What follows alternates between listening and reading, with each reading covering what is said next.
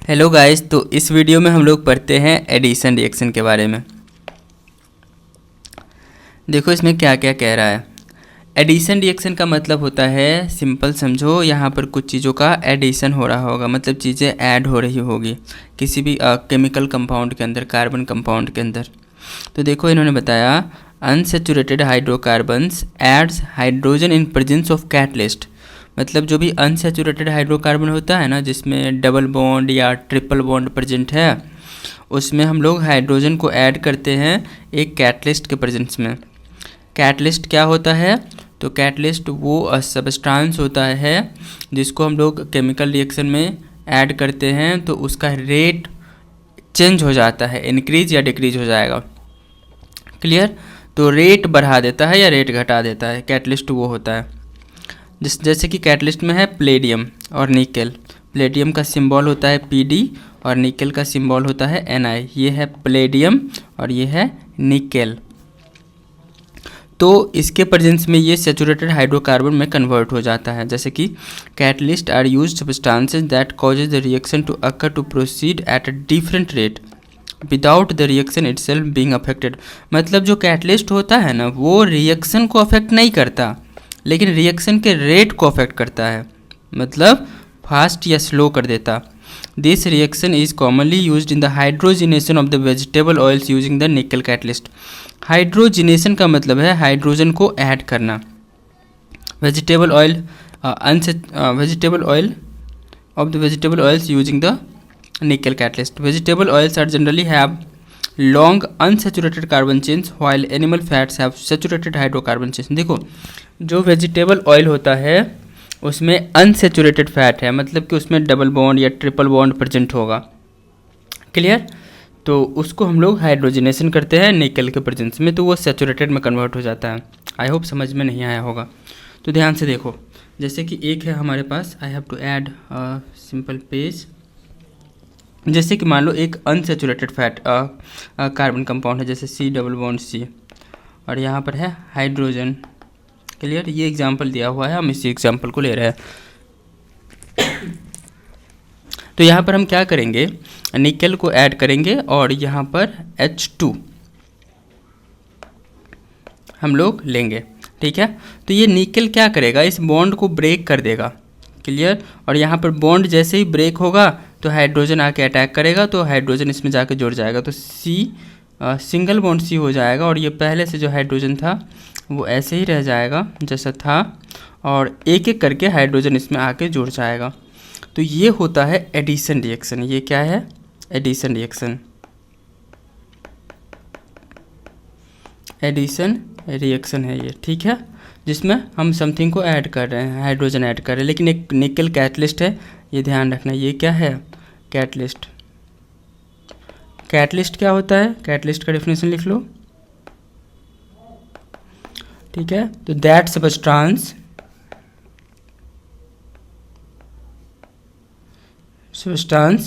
By which the rate of chemical reaction change. तो generally rate जो होता है ना वो इंक्रीज करता है, लेकिन कभी कभी डिक्रीज भी हो सकता है, में इंक्रीज और डिक्रीज। ठीक है? तो इंक्रीज का मतलब हुआ, इंक्रीज का मतलब रिएक्शन में बिकम्स फास्टर, मतलब रिएक्शन काफ़ी तेज़ होने लगेगा, तो ये कैटलिस्ट होता है। लेकिन कैटलिस्ट पार्टिसिपेट नहीं करता, मतलब कि उसमें रिएक्टेंट और प्रोडक्ट को अफेक्ट नहीं करता, इस चीज़ का ध्यान रखना, वो कैटलिस्ट कहलाता है। क्लियर? तो जैसे कि ये था अनसेचुरेटेड। देखो अनसेचुरेटेड का मतलब हमको पता है, क्योंकि इसमें डबल बॉन्ड है तो अनसेचुरेटेड है, और इसमें सिंगल बॉन्ड आ गया तो ये सेचुरेटेड हो गया। ठीक है? तो अनसेचुरेटेड से सेचुरेटेड हो जाता है, तो ये एडिशन रिएक्शन कहलाता है। क्लियर? आगे देखना, you must have seen that the advertisement of stating that some vegetable oils are healthy. मतलब वेजिटेबल ऑयल्स जो होते हैं हेल्दी होते हैं। Animal fats generally contain saturated fatty acid. Animal fat में सेचुरेटेड फैटी एसिड होते हैं, मतलब डबल बॉन्ड वाला नहीं होता है। Which are said to be the harmful for health. हाँ देखो, आप जो भी ऑयल सब खरीदते हो ना, तो उसमें अनसेचुरेटेड फैट जितना ज़्यादा होगा वो उतना ही बेटर होगा, लेकिन सेचुरेटेड फैट कम से कम होना चाहिए। क्लियर? सेचुरेटेड फैट ज़्यादा होना हेल्थ के लिए अच्छा नहीं होता है। ठीक है, ये आप देख सकते हो तेल के डिब्बे पर पीछे जो लिखा रहता है, oils containing unsaturated fatty acid should be chosen for cooking. देखो ऑयल जो होता है ना, उसमें अनसेचुरेटेड फैटी होता है, एसिड होता है, वो हम लोग कुकिंग के लिए इस्तेमाल करते हैं। क्लियर? तो एक छोटा सा था हमारा एडिशन रिएक्शन, हम लोगों ने इसको देख लिया। तो इसको आप याद रखना कि एडिशन रिएक्शन क्या है और कैटलिस्ट क्या होता है। हाइड्रोजनेशन का मतलब हाइड्रोजन को ऐड करना, ये कहलाएगा हाइड्रोजनेशन ऑफ अल्कीन। ये अल्कीन है एक तरह का। क्लियर? क्योंकि डबल बॉन्ड है। आगे देखो, आगे हमारा सब्स्टिट्यूशन रिएक्शन, बहुत इंपॉर्टेंट है, इजी भी है, ध्यान रखना। सब्स्टिट्यूशन रिएक्शन का मतलब क्या होता है कि हम चीज़ों को सब्स्टिट्यूट कर रहे हैं, मतलब एक को हटा के उस जगह पे दूसरा लगा दे रहे हैं। क्लियर? तो देखो इसमें क्या कहा, saturated hydrocarbons are fairly unreactive and are inert in the presence of the most of the reagent. मतलब सैचुरेटेड हाइड्रोकार्बन जो होता है ना, वो अनरिएक्टिव होता है और इनर्ट होता है, मतलब रिएक्ट नहीं करता है किसी भी मोस्ट ऑफ द रिएजेंट के प्रेजेंस में। लेकिन कभी कभी however presence of sunlight chlorine is added to the hydrocarbons is very fast reaction. मतलब सनलाइट के प्रेजेंस में क्लोरीन जो ऐड होता है ना सैचुरेटेड हाइड्रोकार्बन में, वो काफ़ी फास्ट होता है। Chlorine can replace the hydrogen atoms one by one and is called the substitution reaction because one type of atom और group is taken the place of the another. मतलब एक को हटाया और उसका जगह दूसरा ले लिया। क्लियर? इसीलिए इसको सब्स्टिट्यूशन रिएक्शन कहते हैं, सब्स्टिट्यूट कर देता है। A number of products usually formed with the higher homology of the alkanes. देखो क्या लिखा है इसमें, जैसे ये मीथेन है, मीथेन में क्लोरीन ऐड किया, किसके प्रेजेंस में? सनलाइट के प्रेजेंस में। CH3Cl प्लस HCl बना। अब हम इसको अच्छे से देखते हैं। ये हमारा था substitution reaction, substitution reaction. Clear? तो देखो इसमें क्या होगा, सबसे पहला है हमारा CH4। तो CH4 मीथेन होता है और इसका हम लोग फॉर्मूला नहीं स्ट्रक्चर बनाते हैं, CHHHH।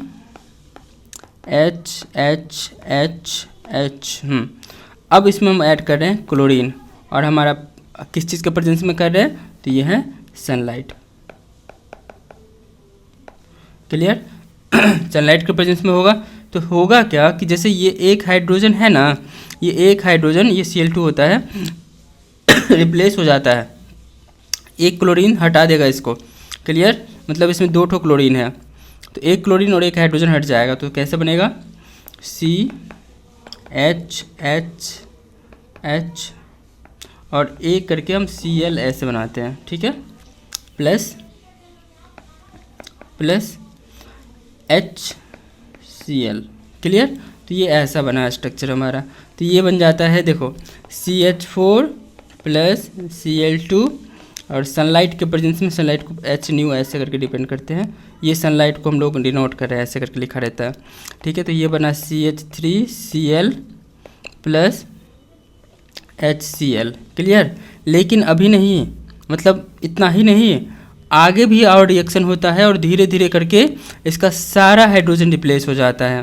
क्लियर? हाँ, तो जैसे कि देखो अब हम इसका करवाएंगे ना आगे करके, मतलब CH3Cl में और HCl2 का रिएक्शन करवाएंगे, तो ये बन जाएगा, ये हम ऐसे नहीं सनलाइट ही लिखते हैं।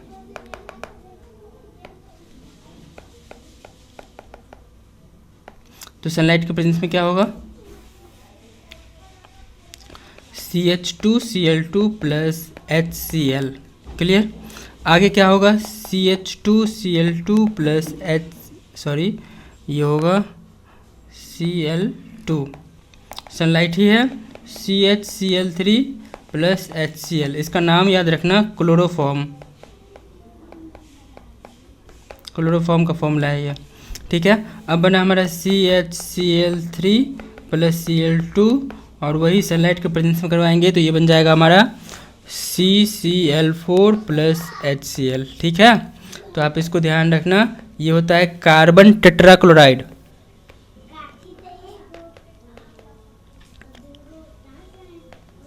ठीक है? आई होप आपको ये चीज़ क्लियर हुआ होगा। ये कार्बन टेट्राक्लोराइड है, ये है क्लोरोफॉर्म CHCl3 डाइक्लोरोमीथेन इसको बोलेंगे और क्लोरोमीथेन इसको बोलेंगे, या मिथाइल क्लोराइड, मिथाइल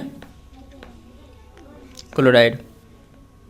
तो ये हमने देखा सब्स्टिट्यूशन रिएक्शन, मतलब एक ने दूसरे को सब्स्टिट्यूट कर दिया।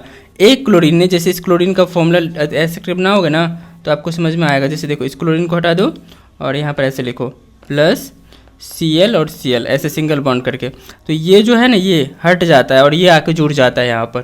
क्लियर? तो एक हाइड्रोजन को क्लोरीन ने रिप्लेस कर दिया, तो इसको हम लोग क्या बोलते हैं?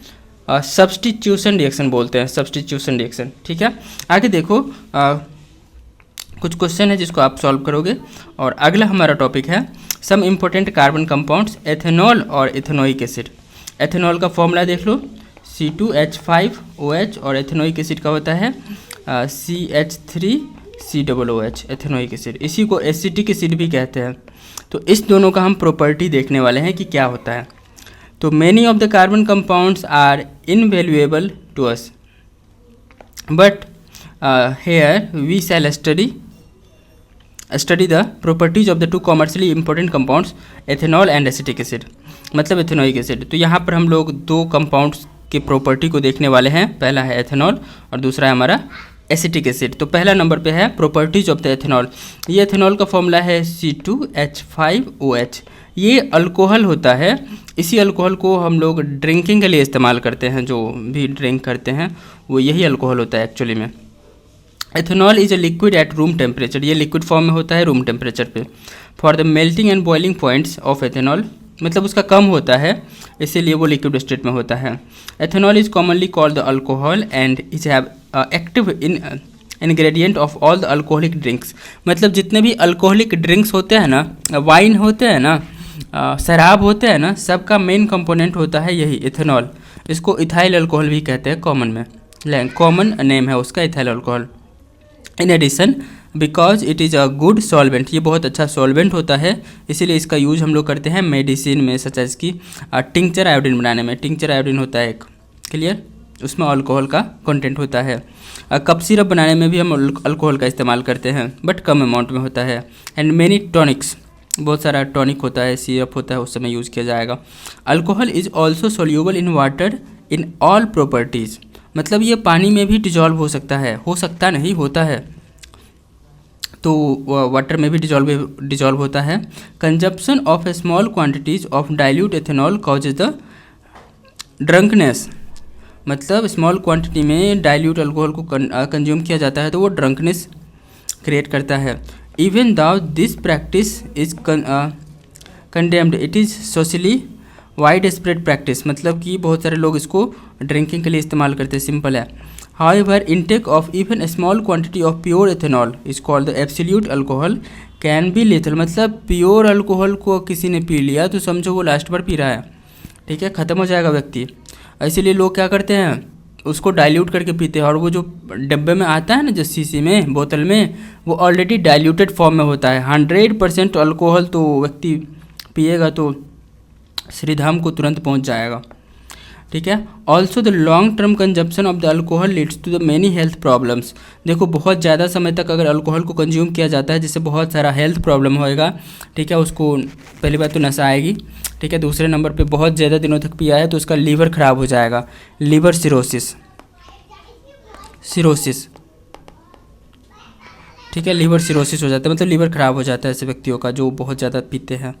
अब देखो रिएक्शन विथ सोडियम, सोडियम के साथ इसका कैसा रिएक्शन होगा, किसका, अल्कोहल का। तो पहली बात, एक बात आप ध्यान से सुनो, सोडियम जो है बहुत ही रिएक्टिव मेटल होता है, तो सोडियम और एथेनॉल आपस में रिएक्ट करेगा तो बनेगा सोडियम इथॉक्साइड, क्लियर, और हाइड्रोजन गैस रिलीज होगा। सोडियम इथॉक्साइड का फॉर्मूला है CH3CH2ONA, यानी C2H5ONA, ठीक है। O पे निगेटिव, इस पर पॉजिटिव होता है, तो सोडियम इथॉक्साइड एक तरह का सॉल्ट होता है। Alcohol react with sodium leading to the evolution of the hydrogen, मतलब यहाँ पर हाइड्रोजन रिलीज होता है, हाइड्रोजन गैस विथ एथेनॉल, मतलब एथेनॉल के साथ अगर सोडियम रिएक्ट करेगा तो हाइड्रोजन गैस रिलीज करेगा। प्रोडक्ट ऑफ सोडियम प्रोडक्ट बनता है सोडियम इथॉक्साइड C2H5ONA। आगे है, can you recall which of the other substances produce hydrogen on reacting with metals, और कौन, याद करो, और कौन सा ऐसा मेटल था, मतलब और कहाँ पर मेटल से रिएक्ट करने पर हाइड्रोजन गैस रिलीज होता था, तो जो एसिड और बेस था ना, याद करो, मेटल से रिएक्ट करने पर हाइड्रोजन गैस रिलीज करता था। Reaction to give unsaturated hydrocarbon, अब दूसरा नंबर पे है कि ये रिएक्शन करेगा तो अनसैचुरेटेड हाइड्रोकार्बन देगा। जैसे हीटिंग इथेनॉल, मतलब इथेनॉल को गर्म करो 443 केल्विन, आप हमको बताना ये डिग्री सेल्सियस में कितना होगा। 443 केल्विन जो है ना, 443 केल्विन को डिग्री सेल्सियस में कन्वर्ट करो और हमको कमेंट में आंसर बताना। With access concentrated sulphuric acid H2SO4 result in the dehydration of the ethanol. देखो सल्फ्यूरिक एसिड जो होता है ना, वो डिहाइड्रेटिंग एजेंट होता है, कहीं से भी वो पानी निकाल देता है, पानी खींच के अंदर मतलब निकाल देगा। तो जैसे इथाइल अल्कोहल है और इसको हॉट कॉन्सेंट्रेटेड सल्फ्यूरिक एसिड से साथ रिएक्ट करवाएंगे तो इससे पानी बाहर निकल जाएगा और बन जाएगा CH2 डबल बॉन्ड CH2 मतलब इथीन, ETHENE, इथीन बन जाएगा और वाटर रिलीज हो जाएगा। The concentrated sulphuric acid can be regarded as the dehydrating agent which removes the water from ethanol. Dehydrating agent नहीं होता, ये स्ट्रॉन्ग डिहाइड्रेटिंग एजेंट होता है, ठीक है, कहीं से भी पानी निकाल देता है ये। क्लियर? तो आई होप आपको समझ में आया होगा। इसमें याद रखने वाली चीज़ ये है कि एथेनॉल का रिएक्शन जब सोडियम से होगा तो ये हमारा सोडियम इथाऑक्साइड और प्लस में H2 निकालेगा, मतलब हाइड्रोजन गैस रिलीज होता है। और इथेनॉल का रिएक्शन जब कॉन्सेंट्रेटेड सल्फ्यूरिक एसिड के साथ होता है तो ये अनसैचुरेटेड हाइड्रोकार्बन का फॉर्मेशन करता है। ठीक है, इसको हम लिख लेते हैं और इसको आप याद रखना। पहला नंबर पे इथेनॉल है, ठीक है। तो इथेनॉल का रिएक्शन किसके साथ करवाया हमने? पहला है सोडियम के साथ, Na के साथ, तो Na के साथ हमारा बनेगा H2 और सोडियम इथाऑक्साइड C2H5ONa। क्लियर? और दूसरे नंबर पे इथेनॉल का रिएक्शन हम लोग करवाते हैं कॉन्सेंट्रेटेड H2SO4 हॉट मतलब गरम। क्लियर? तो ये बनाता है हमारा CH2 डबल बॉन्ड CH2, ठीक है। तो ये हमारा एल्कीन बनाता है और ये क्या है? स्ट्रॉन्ग डिहाइड्रेटिंग एजेंट, ये स्ट्रॉन्ग डिहाइड्रेटिंग एजेंट होता है। क्लियर? तो आई होप आपको ये समझ में आ गया होगा। अब हमारे पास एक क्वेश्चन है, how do alcohol affect the living beings, मतलब लिविंग बींग को अल्कोहल कैसे अफेक्ट करता है? Well large quantity of ethanol are consumed, मतलब कोई बहुत ज़्यादा पी लेता है तब। It tends to slow the metabolic process, ये हमारे मेटाबॉलिक प्रोसेस को स्लो कर देता है। Depress the central nervous system, हमारा जो सेंट्रल नर्वस सिस्टम होता है ना, उसको डिप्रेस कर देता है, उसका वर्किंग को स्लो कर देता है। This results in the lack of coordination, mental confusion, drowsiness, lowering of the normal inhibition and finally stupor. The individual may feel relaxed without the realizing that the sense of the judgment, मतलब उसका judgement का capacity ख़त्म हो जाता है, क्या सही क्या गलत उसको कुछ पता नहीं चलता। Sense of timing and muscular coordination have been seriously impact, मतलब उसमें जो कोऑर्डिनेशन सिस्टम होता है ना वो बिल्कुल ही अफेक्टेड हो जाता है। क्लियर? तो वो अच्छे से काम नहीं करता। अनलाइक इसी की वजह से उसको मतलब डिप्रेस, मतलब बॉडी का मेटाबॉलिज्म स्लो डाउन हो जाता है, बिल्कुल रिलैक्स हो जाता है, उसकी जितना भी चिंताएं होती है, टेंशन होता है, सब खत्म हो जाता है। Unlike ethanol, intake of methanol, methanol देखो फॉर्मूला समझो, C2H5OH एथेनॉल है, ठीक है, CH3OH ये मेथेनॉल है, ये पॉइजनस होता है, ठीक है, जहरीला होता है। ये वाला मेथेनॉल के बारे में बता रहे हैं ना, ये पॉइजनस होता है। अगर इसको थोड़ा भी क्वांटिटी में ले लिया जाए, इनटेक कर लिया जाए, तो ये कॉज करेगा डेथ को, ठीक है। Even small very small quantities can cause death. Methanol is oxidize to methanal in liver, ये मेथेनॉल जो है ना मेथेनल में कन्वर्ट हो जाता है ऑक्सीडाइज होके। देखो हम फॉर्मूला से बता रहे तुमको CH3OH, ये ऑक्सीडाइज होके CH3CHO बना, सॉरी CH3 मेथेनल क्या होता है फॉर्मूला, एक मिनट बता रहे, वेट। तो ये बनाता है C double bond O single bond HCHO बनाता है, ठीक है, ये है HCHO। क्लियर? तो ये मेथेनल है, METHANAL मेथेनल, और ये है मेथेनॉल। क्लियर? तो अल्कोहल से अल्डिहाइड में कन्वर्ट हो जाता है ये, you have to see here alcohol और ये एल्डिहाइड, ये हमारे लिए बहुत समस्या वाली चीज़ है। और ये कहाँ पर होगा? लीवर में होगा। मेथनॉल से मेथेनॉल में कन्वर्ट हो जाता है। Methanol reacts with rapidly with the components of cells, मतलब वो हमारे सेल के कंपोनेंट से रिएक्ट करेगा और इट कोगुलेट्स द प्रोटोप्लाज्म, ये हमारे प्रोटोप्लाज्म को कोगुलेट कर देगा। In much of the same way eggs is coagulated by the cooking, जिस तरह से हमारा कुकिंग के समय एग कोगुलेट हो जाता है, मतलब अंडा सॉलिड हो जाता है, उसी प्रकार ये हमारे सेल्स को भी डैमेज कर देगा। Methanol also affect the optic nerve, methanol जो होता है ना वो हमारे ऑप्टिक नर्व को, मतलब आँख की जो नर्व होती है उसको भी डैमेज करता है और कॉज करता है ब्लाइंडनेस को, जिससे व्यक्ति क्या हो जाएगा? व्यक्ति का बत्ती गुल हो जाएगा, मतलब उसको दिखाई नहीं देगा कुछ। Clear? Ethanol is important industrial solvent, ethanol जो होता है बहुत ही अच्छा सॉल्वेंट के रूप में काम करता है, इंडस्ट्री के अंदर हम लोग यूज़ करते हैं उसका, to prevent the minimum misuse of the, देखो अब इंडस्ट्री के अंदर है तो उसको हम लोग मिसयूज से बचाने के लिए, क्योंकि वर्कर को पता चलेगा ये इथेनॉल है तो पी ही जाएगा पूरा, ठीक है, तो इसका मिसयूज होने से बचाने के लिए हम लोग क्या करते हैं? For industrial use it is made to unfit for drinking by adding the poisonous substance, उसमें कुछ जहरीला पदार्थ को मिला देते हैं, नहीं तो सारा जितना भी लेबर है जो उसमें काम कर रहा है, मजदूर है, वो सब पी के एकदम मस्त रहेगा, फ्लैट रहेगा, इसीलिए उसमें हम कुछ पॉइजनस सब्सटेंस मिला देते हैं, जैसे कि हमारा मेथनॉल हो गया। क्लियर? डाई मतलब जो कलर होता है वो also added to the colour of alcohol blue so that it can be easily identified easily, मतलब उसमें ब्लू कलर मिलाया जाता है ताकि वो आसानी से क्या हो सके? आइडेंटिफाई किया जा सके, इसीलिए this is called the denatured alcohol, इसीलिए उसको हम लोग डीनेचर्ड अल्कोहल के नाम से जानते हैं। आई होप आपको ये अल्कोहल का लिविंग बींग पर कैसा अफेक्ट होता है वो समझ में आ गया होगा। क्लियर? अल्कोहल को हम लोग फ्यूल के रूप में भी यूज़ करते हैं। क्लियर? अल्कोहल को हम लोग फ्यूल के रूप में भी इस्तेमाल करते हैं, जैसे शुगर केन जो गन्ना होता है वो। Plants are one of the most efficient converters of the sunlight to chemical energy, मतलब जो सनलाइट से केमिकल एनर्जी में कन्वर्ट करता है ना, वो उसमें शुगर केन प्लांट तो काफ़ी अच्छा रोल प्ले करता है। Sugar cane juice can be used to prepare the molasses which is formed to give alcohol, मतलब शुगर केन प्लांट का इस्तेमाल किया जाता है, मतलब उसके रस का, जूस का इस्तेमाल किया जाता है एथेनॉल बनाने के लिए, अल्कोहल बनाने के लिए। Some of the countries have now use to alcohol as the additive in the petrol since it is a clear fuel, मतलब बहुत सारे कंट्री में अल्कोहल को पेट्रोल में मिला के एक क्लीनर फ्यूल बनाते हैं, ठीक है। Gives rise to the only carbon dioxide, जो कि काफ़ी बेस्ट अच्छा होता है, जो कि केवल कार्बन डाइऑक्साइड ही रिलीज करता है। और water on burning insufficient air oxygen, मतलब ऑक्सीजन के प्रेजेंस में बस CO2 बनाएगा और H2O बनाएगा और कुछ नहीं बनाएगा, ठीक है, जिससे हमारा एनवायरनमेंट में पॉल्यूशन सब जो हो रहा है ना वो सब भी नहीं होगा। तो ये था हमारा अल्कोहल का यूज, ठीक है, और प्रॉपर्टीज़। आई होप आपको ये समझ में आया होगा। Now our next topic is properties of ethanoic acid.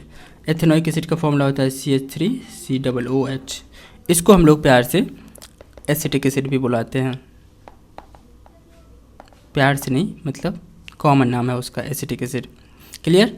तो ethanoic acid is commonly called acetic acid लिखा हुआ है and belongs to the group of acid is called carboxylic acid, मतलब ये जिस एसिड के ग्रुप से बिलोंग करता है ना उसको हम लोग कार्बोक्सिलिक एसिड के नाम से जानते हैं। 5 to 8% of the solution of the acetic acid in water is called vinegar. जैसे हम लोग खाना बनाते समय जो भी किचन में विनेगर का यूज़ करते हैं ना वो एक तरह का क्या है? एथेनोइक एसिड ही होता है, जैसे विनेगर में उन्होंने बताया। क्लियर? तो 5 से 8% solution of acetic acid in water is called vinegar. तो विनेगर में कौन सा पाया जाएगा? Acetic acid. तो 5 to 8% of the acetic acid in water, मतलब इतना acetic acid CH3COOH plus H2O पानी में, तो ये हमारा विनेगर होता है। क्लियर? आगे देखना। वाइडली प्रिजर्व इन प्रिकल्स, हम लोग अचार को प्रिजर्व करने के लिए इस्तेमाल करते हैं। The melting point of pure ethanoic acid is 290 kelvin, मतलब उसका मेल्टिंग पॉइंट जो होता है ना 290 केल्विन होता है। Clear? And hence often freeze during the winter in cold climates, मतलब ये विंटर के समय कोल्ड हो जाएगा, मतलब फ्रिज हो जाएगा। This gives rise to the name glacial acetic acid, इसीलिए उसका नाम हो जाता है ग्लेशियल एसिटिक एसिड, क्योंकि जो ठंडा प्रदेश है, ठंडा देश है जहाँ पर बहुत ज़्यादा ठंडा पड़ती है, कोल्ड क्लाइमेट्स, तो वहाँ पर तो ये फ्रीज हो जाएगा और जिसकी वजह से इसका नाम हम लोग देते हैं ग्लेशियल एसिटिक एसिड, फ्रिज के फॉर्म में। The group of organic compounds is called carboxylic acid are obviously characterized by their acidic nature। ये जो कार्बोक्सिलिक एसिड होता है उसका नाम कार्बोक्सिलिक एसिड इसलिए है क्योंकि वो उसका नेचर एसिडिक होता है। आगे देखना, however unlike the mineral acid like HCl, mineral acid है ये, which are comparatively ionised, carboxylic acids are weak acid. याद रखना कार्बोक्सिलिक एसिड जो होते हैं वो वीक एसिड होते हैं, जैसे एसिटिक एसिड हो गया, ये सब कमजोर एसिड होते हैं। क्लियर। आगे है एसिटिक एसिड का रिएक्शन। Clear, reactions of the ethanoic acid या acetic acid. Ethanoic acid is much more better. Clear, तो इसका रिएक्शन देखना, एस्टरिफिकेशन रिएक्शन, मतलब एस्टर बनता है इस प्रोसेस के दौरान। एस्टर सब क्या होता है हम लोग नेमिंग में पढ़े हुए हैं। Esters are most commonly formed by the reactions of an acid and alcohol, मतलब एसिड को अल्कोहल के साथ रिएक्ट करवा तो क्या बनेगा, एस्टर बनेगा। ये है एसिड और ये है अल्कोहल, तो एस्टर बनता है। Ethanoic acids react with the absolute ethanol in the presence of an acid catalyst gives the ester। Ester का देखो, एस्टर ऐसा होता है C double bond O single bond O, ये एस्टर है। एस्टर सुगंधित होता है, मतलब उसको परफ्यूम में इस्तेमाल करते हैं। जैसे देखो, इन्होंने लिया एसिटिक एसिड को यानी कि एथेनॉल को, सॉरी एथेनोइक एसिड को, और इन्होंने लिया एथेनॉल को। क्लियर, और इसको एसिड मतलब रिएक्ट करवाया एसिड के प्रेजेंस में, तो ये क्या बना हमारा एस्टर CH3। देखो इतना ग्रुप दिख रहा है ना आपको, ये है क्या, एस्टर है, और CH2 CH3 प्लस H2O बनता है, तो ये एस्टर है, ये एस्टर है यहाँ से यहाँ तक। Clear. Generally esters are sweet smelling, मतलब उसका अच्छा स्मेल होता है। These are used in the making perfumes, इसीलिए उसका इस्तेमाल हम लोग परफ्यूम बनाने में करते हैं और फ्लेवरिंग एजेंट के रूप में यूज करते हैं। On treating with the sodium hydroxide which is an alkali, sodium hydroxide जो होता है ना NaOH, ये एक तरह का अल्कली होता है। The ester is converted back to the alcohol, मतलब क्या कहा इन्होंने, on treating with the sodium hydroxide and with an alkali which is an alkali the ester is converted into back to the alcohol, मतलब इस ester को हम लोग क्या चीज़ से ट्रीट करेंगे, NaOH से, NaOH से, तो ये क्या बन जाएगा, तो ये फिर से कार्बोक्सिलिक एसिड बन जाएगा COOH। ठीक है, इधर जो भी एसिड रहेगा उसका अपना कंपाउंड रहेगा। This reaction is known as the saponification because used in the preparation of the soap, मतलब इस तरह का रिएक्शन कहलाता है सोपेनिफिकेशन, क्योंकि इसका यूज़ किया जाता है सोप बनाने के लिए। Soaps are the sodium potassium salt of the long chain of carboxylic acid, जो सोप होता है ना वो long chain of carboxylic acid होता है, मतलब बहुत लंबा चेन, C ऐसे करके बहुत लंबा, और COOH जुड़ा हुआ रहेगा, तो ये सोप होता है, फॉर्मूला होता है डिटर्जेंट्स। आगे देखना इन्होंने क्या कहा, जैसे ये रिएक्शन करवाया CH3COO2H5। क्लियर, और यहाँ पर है ये अल्कोहल बनाया और यहाँ पर CH3COONA मतलब एक सॉल्ट बनाया। क्लियर। आगे देखना है रिएक्शन विथ बेस, मतलब बेस के साथ रिएक्शन करवाएंगे तो क्या बनेगा, क्या होगा, ध्यान से सुनो। Like mineral acid ethanoic acid react with a base such as the sodium hydroxide to give the salt, sodium ethanoate is commonly called the sodium acetate in water. जैसे देखो NaOH है और CH3COOH यानी एसिटिक एसिड है, जब ये आपस में रिएक्ट करेंगे तो CH3COONA बनाएंगे और बनाएंगे वाटर। क्लियर, समझ में आया, मतलब बेस के साथ रिएक्ट कराएंगे तो सॉल्ट और वाटर बनेगा, सिंपल है। एसिड को बेस से कराओ तो सॉल्ट और वाटर, ये हम सदियों से पढ़ते आ रहे हैं। क्वेश्चन है how does ethanoic acid react with carbonates and hydrogen carbonate, मतलब CO3 वाले कंपाउंड से कैसे रिएक्ट करता है और HCO3 वाले कंपाउंड से कैसे रिएक्ट करता है। ये है कार्बोनेट और ये है hydrogen carbonate. Clear. Now let us perform an activity, जो कि हम हर बार की तरह नहीं करेंगे। आगे देखना, reaction with carbonates and hydrogen carbonates, ethanoic acid react with carbonate and hydrogen carbonate to give rise to a salt, carbon dioxide, water, and this product produced is commonly called sodium acetate. इसको sodium acetate कहा जाता है। ये जो है ना CH3COONA CH3COONA उसको हम लोग सोडियम एसिटेट के नाम से जानते हैं। तो कार्बोक्सिलिक एसिड में है हमारा ethanoic acid plus Na2CO3 sodium carbonate. तो जब उसको रिएक्ट करवाएंगे, देखो ना हम बना के दिखाते हैं तुमको। हमारा है CH3COOH, ये है हमारा एथेनोइक एसिड और इसको रिएक्ट करवाए हैं Na2CO3 से। तो ये क्या बनेगा, ये बनेगा CH3COONA प्लस CO2 और प्लस में H2O ये बनाता है। क्लियर। तो ये है हमारा सोडियम एसीटेट, सोडियम और इतना को बोलते हैं एसीटेट। ये जो इतना है ना, इतना CH3COO इसको बोलते हैं एसीटेट। क्लियर। ये है हमारा कार्बोक्सिलिक एसिड में एथेनोइक एसिड, ये है हमारा सोडियम कार्बोनेट, ये बना सोडियम एसीटेट और ये CO2 है और ये H2O है। क्लियर। आई होप आपको ये समझ में आया होगा। हाइड्रोजन कार्बोनेट के साथ करवाएंगे तो ये भी वैसा ही रिएक्शन देगा, चाहे सोडियम कार्बोनेट के साथ करवाओ चाहे सोडियम बाइकार्बोनेट के साथ करवाओ। सोडियम बाइकार्बोनेट का दूसरा नाम सोडियम हाइड्रोजन कार्बोनेट होता है। तो वही बनेगा CH3COONA plus H2O plus CO2। Clear. आगे है how would you distinguish experimentally between the alcohol and carboxylic acid. कैसे डिस्टिंग्विश करोगे। What are the oxidising agent. Oxidising agent वो होता है जो किसी को ऑक्सीजन डोनेट कर देता है। क्लियर। जो खुद रिड्यूस हो जाता है और दूसरे को ऑक्सीडाइज मतलब ऑक्सीजन दे दिया उसको किसी को भी, तो उसको ऑक्सीडाइजिंग एजेंट बोलते हैं। आगे का हमारा टॉपिक है सोप्स एंड डिटर्जेंट्स। तो ये जो आप देख रहे हैं ये एक मिसेल का फॉर्मूला है। क्लियर। फॉर्मूला नहीं, मतलब किस तरह से बनता है वो मिसेल है। ठीक है, देखेंगे आगे क्या होता है, तो उसमें हम 1 बाय 1 रीड करते हैं। तो ये सोप्स एंड डिटर्जेंट्स है। ठीक है, देखो एक्टिविटी जो पीछे किया गया था उसमें हमको बताया, बस सिंपल है, आगे देखना इसमें क्या बताता है। Demonstrate the effect of a soap in cleaning. मतलब साबुन से हम लोग कैसे साफ़ करते हैं कपड़े को, चाहे मतलब साबुन से कैसे साफ़ किया जाता है। Most of the dirts is oily in nature. जितना भी कपड़ा गंदा हो जाता है तो वो जो डर्ट होता है ना, वो most of the dirts are oily in nature. And as you know oil drops not dissolve in water. और तेल जो होता है वो पानी में डिजॉल्व नहीं होता है। The molecule of soap are sodium और potassium salts of long chain of carboxylic acid. देखो सोडियम और potassium salt of long chain of carboxylic acid होता है।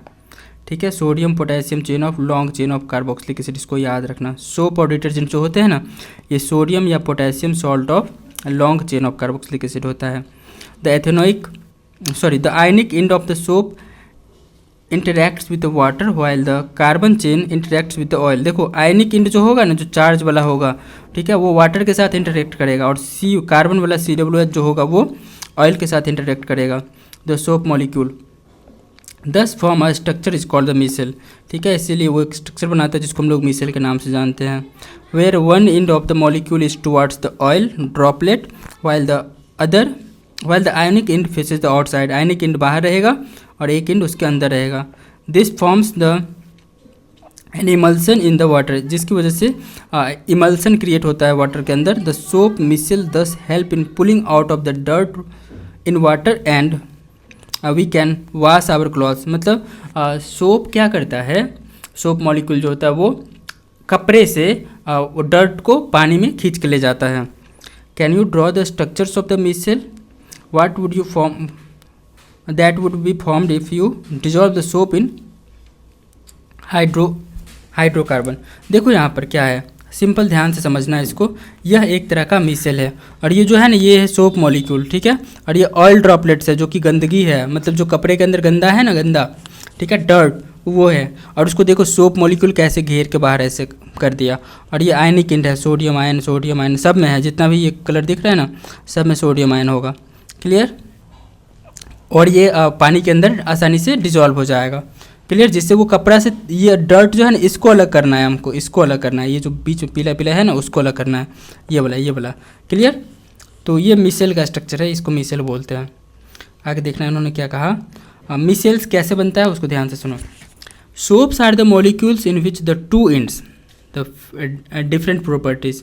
मतलब सोप ऐसा मॉलिक्यूल है जिसमें दो एंड होता है अलग अलग प्रॉपर्टीज़ का। एक होता है हाइड्रोफिलिक, मतलब जो पानी से प्यार करेगा, मतलब पानी में जाना चाहेगा। एक होता है जो पानी से दूर जाना चाहेगा।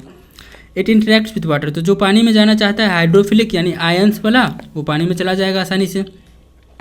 While the other and is hydrophobic, दूसरा को पानी से समस्या है। क्लियर, तो वो पानी से दूर रहना चाहेगा। That interacts with the hydrocarbon, जो कि हाइड्रोकार्बन से इंटरेक्ट करता है। जैसे हाइड्रोकार्बन में आ गया हमारा oil. Clear. When the soap is that soap is at the surface of water, जब पानी के सरफेस पे सोप होता है, the hydrophobic tails of the soap will not be soluble in water. तो हाइड्रोफोबिक मतलब डर, तो वो कैसे पानी में सोल्यूबल हो जाएगा। And the soap will align along the surface of water with the ionic end of the water and the hydrocarbon tail producing the out of the water the ionic water. देखो पहले समझो ये है क्या actually. तो यहाँ पर देखो ये जो है हमारा एक ऑयल का सोप का मॉलिक्यूल का यहाँ पर दिखाया गया। ये जो गोल गोल वाला देख रहे हैं ना, इसमें सोडियम होता है या पोटेशियम होता है। ये हाइड्रोफिलिक एंड है, यही एंड जो होता है ना वाटर के साथ रिएक्ट करता है, क्लियर, और वाटर के साथ डिजॉल्व हो जाता है। और ये जो ऐसे जिगजैग बनाया हुआ है ऐसे ये सब, ये हाइड्रोफोबिक एंड होता है, ये पानी के साथ नहीं जाएगा, क्लियर। और ये सोप मॉलिक्यूल है, क्लियर हुआ इस तरीके से। चलो देखो अब यहाँ पर क्या बताया इन्होंने। यहाँ पर ये है हमारा कोई कपड़ा, क्लियर, जिसमें ये डर्ट है, ये डर्ट है, ये क्या है डर्ट, क्लियर। और ये हमारा सोप, ये सब जो है ना 1 2 3 4 5 6 7 ये सब जो है सोप मॉलिक्यूल है। तो सोप के 2 मॉलिक्यूल, एक वाला हो गया हाइड्रोफिलिक और ये वाला हो गया हाइड्रोफोबिक। आप चित्र में देख लो, क्लियर। ये ग्रीज या डर्ट है, कौन सा, ये वाला ऐसे करके जो बना है। और ये हमारा कपड़ा है जिस चीज़ पे लगा हुआ है। तो जैसे हम पानी में साबुन सर्फ मिला दिए तो उसका मिक्सचर तैयार करके उसमें जैसे कपड़ा डालते हैं तो मिक्स करते तो ऐसे होता है, क्लियर। और धीरे धीरे ये सोप का मॉलिक्यूल क्या करता है, कपड़े से इस डर्ट को अलग करने की कोशिश करता है, पूरा गोल बना देते, देखो तो कपड़े से बाहर करने की कोशिश कर रहा है। और एक समय आता है जिस समय वो पूरे चारों साइड से घेर लेता है इसको और कपड़े से इसको बाहर कर देगा। और कपड़ा हमारा गया क्लीन क्लॉथ। ये क्या है, गंदा कपड़ा, ठीक है, जिसमें डर्ट लगा हुआ है। चलो अब देखो इसमें क्या कहा है इन्होंने। These molecule have unique orientation like keeps the hydrocarbon proportion. ये ऑयल जो होता है ना यही है हाइड्रोकार्बन, ठीक है, यही तो है hydrocarbon out of the water, जिसको खींच करके सोप मॉलिक्यूल पानी से कपड़े से बाहर निकाल देते हैं। Thus cluster of the molecule which the hydrophobic tails are in the interior, मतलब इसका जो ये हाइड्रोफोबिक टेल है वो इंटीरियर रहता है, मतलब इसके पास रहता है। आयनिक आर द, देखो आयन से होता है वो सरफेस पे होता है। द क्लस्टर के सरफेस पे आयन होगा, क्योंकि ये जितना भी देख रहे हैं ना ये सब आयन पार्ट है। ये जो है ना ध्यान से समझोगे तो समझ आ जाएगा, ऐसे थोड़ी नहीं कि नहीं समझ आता है। ये जो जितना भी है ना, ये जो लाल लाल बना रहे वो आयन वाला पार्ट है। यहाँ पर Na+ आयन होगा, क्लियर। तो plus plus plus plus plus इसके बाहर पे होता है, सबसे बाहर होता है, क्लियर। आगे देखना, this formation is called the micelle, इसी को मिसेल बोलते हैं। ये जो है ना ये मिसेल है एक तरह का, ये वाला, ठीक है। इसका संरचना यहाँ पर थोड़ा अच्छे से दिया हुआ है, ये है micelle, clear. Soap in the form of a micelle is able to clean, ठीक है, और ये पानी में डिजॉल्व हो जाता है। Since the oily dirt will collected in the centre of the micelle, मतलब ऑयली डर्ट जो होता है ना इसके बीच में, देखो ये जो चित्र देख रहे हो ना यहाँ पर डर्ट जमा हो जाएगा, क्लियर। जो गोल गोल यहाँ पर देख रहे हैं वो यहाँ पर आ जाता है, मतलब उसी का अच्छा फॉर्मेट में वहाँ पर दिया हुआ है। The micelle stay in the solution as colloid and will not come together to precipitate because the ion repulsion. वो प्रेसिपिटेट नहीं होता, वो हमेशा एक दूसरे से डिस्टेंस पर रहता है, क्योंकि एक दूसरे से रिपल्सन होगा उसमें। Thus the dirt suspended in the micelle is easily rinsed away, मतलब आसानी से वो दूर हो जाता है। The soap micelle are large enough to scatter light, hence the soap solution appears cloudy. इसीलिए सोप सोल्यूशन जो होता है ना वो लाइट को स्कैटर करता है, इसीलिए वो क्लाउडी नज़र आता है, क्लियर, मतलब बादल के रंग का। तो आई होप ये सोप सोल्यूशन आपको समझ में आया होगा, मिसेल क्या है वो समझ में आया होगा, ठीक है। ये चैप्टर हमारा यहाँ पर समाप्त नहीं हुआ है, अभी बाकी है। देखो, have you ever observe while bathing, मतलब क्या नहाने के समय पे ऐसा ऑब्जर्व किए हो। Is formed with the difficulty, मतलब फोम जो है वो डिफिकल्टी के साथ बन रहा है। Insoluble substance scum remains after washing with water, this is caused by the reaction of soap with the calcium and magnesium salt. कई बार ऐसा होता है कि वाटर में कैल्शियम और मैग्नीशियम सॉल्ट्स होता है, जिसकी वजह से एक स्कम बन जाता है जो इनसॉल्यूबल सब्सटेंस होता है, जिसकी वजह से झाग नहीं बन पाता, मतलब फोम नहीं बन पाता। Which cause hardness of water, जिसकी वजह से वाटर हार्ड हो जाता है, जो हार्डनेस ऑफ वाटर को कॉज करता है। Hence you need to use the large amount of soap, जिसकी वजह से हमें ज़्यादा अमाउंट में सोप की ज़रूरत पड़ती है। अब कम से नहीं फैला रहा है तो उसमें हम ज़्यादा साबुन यूज़ करेंगे। The problem overcomed by using the other class of the compound is called detergents. तो उस समस्या को समाधान करने के लिए हम लोग दूसरे क्लास के डिटर्जेंट कंपाउंड्स का यूज़ करते हैं, जिसको हम लोग डिटर्जेंट्स के नाम से जानते हैं। एज द क्लिनसिंग एजेंट, मतलब क्लिनसिंग एजेंट मतलब वही सर्फ साबुन का जो इस्तेमाल होता है ना, वो क्लिनसिंग एजेंट के रूप में किया जाता है। तो साबुन का यूज़ ना करके उस समय हम लोग डिटर्जेंट्स का इस्तेमाल करते हैं। Detergents are generally sodium salts of the sulphonic acid. Soap क्या था? Sodium potassium salt of carboxylic acid, लेकिन ये क्या है? Sodium salt of sulphonic acid और ammonium salt which chlorides are और bromides ion both have the long chain of the long hydrocarbon chain. The charged end of these compounds do not form insoluble precipitate. मतलब इसका जो charge and होता है ना, वो precipitate का formation नहीं करता है। किसके साथ? कैल्शियम और मैग्नीशियम के साथ, आयंस के साथ, हार्ड वाटर में। Thus they remains ineffective in hard water. तो देखो, साबुन का इस्तेमाल करोगे हार्ड वाटर में तो कपड़ा साफ जल्दी नहीं होगा, लेकिन सर्फ डिटर्जेंट्स का इस्तेमाल करोगे तो आसानी से हो जाएगा। क्लियर? क्योंकि वो इनसोल्यूबल स्कम नहीं बनाता। Detergents are usually use to make the shampoo and products of cleansing clothes. मतलब डिटर्जेंट्स का इस्तेमाल किया जाता है शैम्पू बनाने में। ठीक है? डिटर्जेंट्स का मतलब केवल सर्फ का पैकेट ही मत समझना, एक कंपाउंड होता है। क्लियर? तो इसका इस्तेमाल किया जाता है शैम्पू बनाने में और products for the cleansing clothes, मतलब वो जो हमारे घर में आता है। ठीक है? कौन कौन सा कंपनी होता है? सर्फ एक्सल, घड़ी, ये सब जो है आता है ना, वो क्लिनसिंग क्लॉथ्स का जो मतलब उसको बनाने के लिए डिटर्जेंट्स का इस्तेमाल किया जाता है, तो हम लोग उसको डिटर्जेंट पाउडर बोलते हैं। क्लियर? तो आई होप आपको ये समझ में आया होगा। तो कार्बन एंड इट्स कंपाउंड का समरी में देखो क्या लिखा हुआ है कि क्या हमने सीखा। Carbon is a versatile element that forms the basis of all the living organisms and many of the thing we use. Carbon बहुत ज़्यादा अमाउंट में पाया जाने वाला एलिमेंट है, जिसका जो ऑलमोस्ट सारे लिविंग ऑर्गेनिज्म में पाया जाता है और बहुत सारे लिविंग थिंग्स जो हम यूज़ करते हैं उसमें कार्बन होता है।